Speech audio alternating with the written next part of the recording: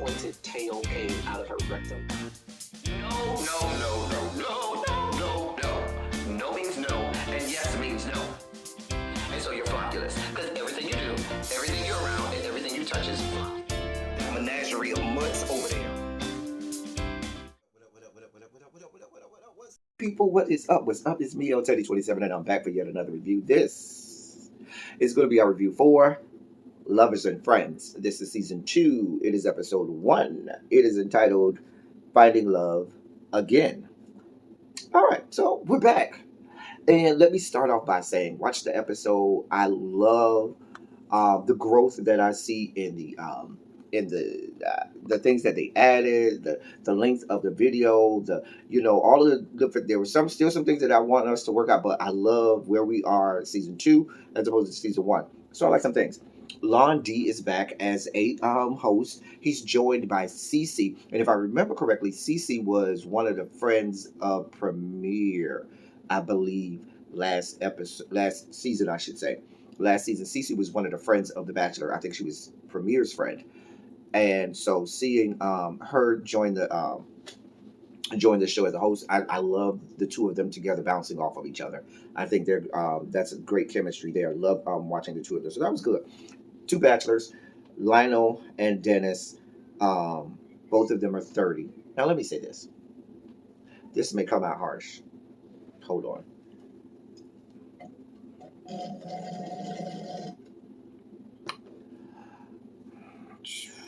Y'all some of the oldest looking 30-year-olds I done seen in a long time. Y'all might legitimately be 30, but y'all look older than 30. I'm just saying. As somebody who's well older than 30, I remember when I was 30 and I did not look 30. Like when you're 30, you're not supposed to look like you're in your 30s. And they look like they're in their 30s. So I'm just saying. Just saying. I know that's not nice, but this is making us L27. This is what we do. Anyway. So y'all, that's Lionel and Dennis. We'll get to them in a second. So at first they start off by catching us up on Premier and Jamil, who were the bachelors from last season. If I'm being honest, I just really didn't. I mean, it didn't work out for either one of them. And I'm glad it was just real brief because I don't think the friends chose the right people for them. I don't think they picked the right people. It's just, that happened. And we're going to move on from Jamil and Premier. Neither of them, worked out with the person that they were with. And there was ghosting involved, I think, with both sides. So whatever. So we first meet Dennis. He's 30. He's from Toledo, Ohio. He says he's never been in a relationship. And he told us that last season as well.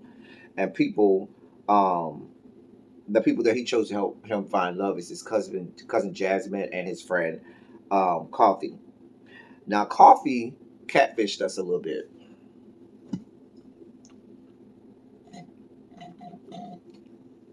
Baby, they rolled out those pictures of Coffee from, I guess, his social media, and he was fine. I mean, fine. Baby, we got to see him live and in person. Not so much. He wasn't ugly. He was not ugly, but it wasn't what was presented to us at first. But the cousin, Jasmine, beautiful girl. She's a beautiful woman. Beautiful woman. I'll get there in a second. Lionel, we meet him. He's the other bachelor. He's 30. He's from Elizabethtown, Kentucky. And he's a dark-skinned guy. I didn't go through that much of what Dennis looks like because y'all remember we met Dennis last year. He got the goals. He bald head. He's real short, and so forth. Much lighter than me. Lionel seems to be more like closer to my complexion, and his friends that he has helping him is Glenn and Rashad. I feel like Rashad was a little bit of catfish too because Rashad looked kind of cute.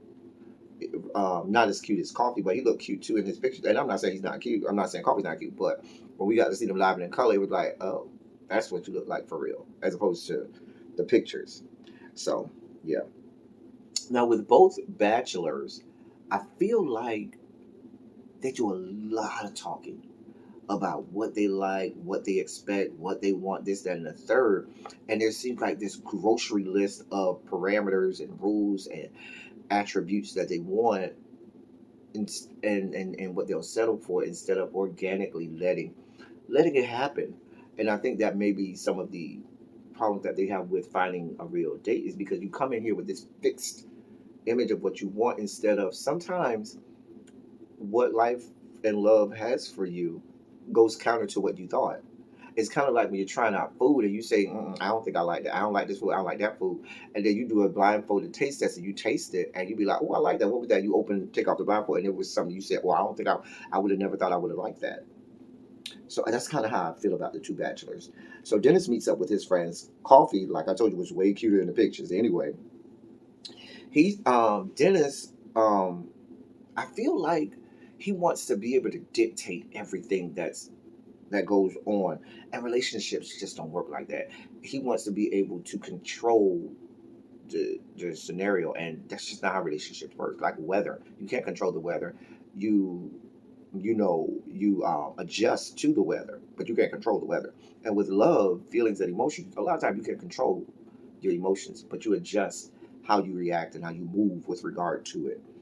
Um, Lionel meets up with his friends, and then I got the feel at first, like, because the way the friends were asking him what he liked or who he liked or what type of man, like his friends didn't know him that well. And I wrote down, why would you choose these two people if they seem not to know you that well? But I mean, later on, it seemed like they did kind of have a better understanding of what he liked. But I just saw this asking, the friends kept asking, well, do you want this? Do you want that? And I know me and my friends. Like if I were to if I was to tell my friends to choose somebody, I wouldn't have to tell them anything. They already know. They'll tell you like this, and this. He ain't gonna go for that. He ain't gonna go for that. He ain't gonna go for that. Like my friends know me. I ain't even gotta say nothing. They can tell you probably better than I can. But they're my friends. Lionel seems fixated on looks for me. Like that was the thing that I noted and wrote down. He seems fixated on looks, and we all know that's a recipe for disaster. Not that you want to have somebody that's not aesthetically pleasing, but if that's what you're fixated on, that's a recipe for disaster. Um, so there we see all of the friends, all four of the friends, two friends of Lionel and two friends of Dennis come together, and they all meet all of the potential dates all at the same time, and they're going to see them all. So we met this cavalry of people. Now here's the problem that I have production. I think production spent too much time on that first guy because as we got later on in the episode, we only saw like that much of a person or heard them say one thing, whereas that first guy they spent too much time fixated on him, which left very little time on everybody else. Especially when, to me, I don't think either one of the bachelors is going to choose the first guy.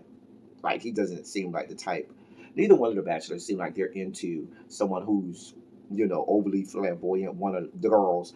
And the first guy, who was Eric, presented himself as one of the girls. I mean, he's in this video rolling around on some hoverboard with booty shorts and shit and a do-rag. That video was a damn mess. A damn fucking mess. He seems really young, really immature at times. I shouldn't say immature, just really young, not well established. And I felt like he came in there and had way too much to drink already. Like he was all the way at the bottom of that cup. It looked like he had to have way too much to drink already. And I was like, I know none of the bachelors and none of the friends are going to choose this guy. So, and feel like they spent way too much time on him. We met this dude named Aaron. He seemed like he was a thick guy, not thick as in pudgy thick, thick as in we go to gym thick. He was light skinned. I needed to hear more from him, and I didn't get enough to make an estimation. We met Mike. He was dressed nice. He had on a blazer and everything, but he's a man of a certain age. He's 37, and he has an 18-year-old child. We met a guy named Kenneth, who also seemed older. He's a big boy, who seems established in what he knows and what he wants. We met a guy named D, who seemed like a lush. Like he came there opening bottles of Hennessy and pouring people drinks. Like he's the drunk. He seems a bit too. It came off, and this is just at first glance, as someone who's a bit too wild for a person his age. That's how he came off. We met Mark. He's a light skinned person, and he came off as being quiet and introverted, and came as somebody who's timid and unassured of himself. Like you want somebody that has this confidence about themselves, not arrogance, but you want somebody to know who they are, be confident in who they are. And he seemed really timid and unassured of himself. Um, he also said he constantly gets ghosted, and I think that's probably why, because a man doesn't want to deal with somebody who's not assertive and doesn't know who or what they want. We met Trayvon. I was like, that hair.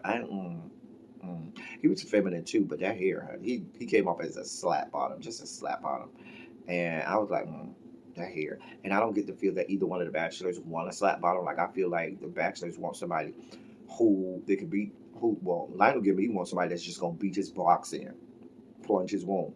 Dennis give me he wants somebody that's gonna beat his box in, but from time to time he could beat their box in.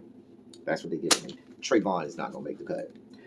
He was a dark skinned guy, but that hair, I don't know what was going on up there.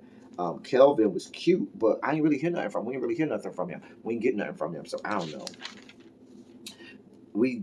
The first person that was there, the next person was Trey Money. They were not there, but they submitted a video. It was a trans woman. Girl, I was asking the same thing Rashad was asking, like, because I didn't even mention Lionel's two friends. Lionel's two friends are Glenn and Rashad. Rashad was like, why did Mama only have a one stocking? I was like, she did only have a one stocking, one of them fishnet stockings or something like that. A mess. Just a mess. She wasn't there. We then met Derek. He's a big girl. I didn't really care for Derek like that. And they loved Derek. I really didn't care for Derek like that. I don't know why. Just at first glance, I was like, I didn't really care for him like that. We met Carter, who also wasn't there. He looked like he do porn. Like, I could see him being an OnlyFans skank, like the Carter dude. But he submitted a video. And then we had Jason at the end, I remember he was 33. I feel like Lon D wanted Jason for himself because Lon D seemed real interested in asking Jason some questions. Like, he seemed real like, let me find out some stuff about Lon. You trying to steal one of the dates for yourself? I'm just saying. But Lon D gave me that. He liked Jason. And so we met so those were all of the bachelors. I'm not the dates that we met. And so the friends now, and that was the end of episode 1. So now the friends got to go and they got to choose dates for the bachelor. And next episode, we're going to see the mixer where everybody's together with the bachelors and see how they interact and stuff like that. I'm looking forward to next episode. I'm really curious to see how this goes. I love the show. Shots out. We got a shout out that I'll put here from production and from Martell and everybody. Shouts out to the Justice League. Shout out. Y'all see it. Anyway, that was the whole episode. Until next week, that's all I got for y'all. Thank y'all for coming. Y'all drive safely. I'm out.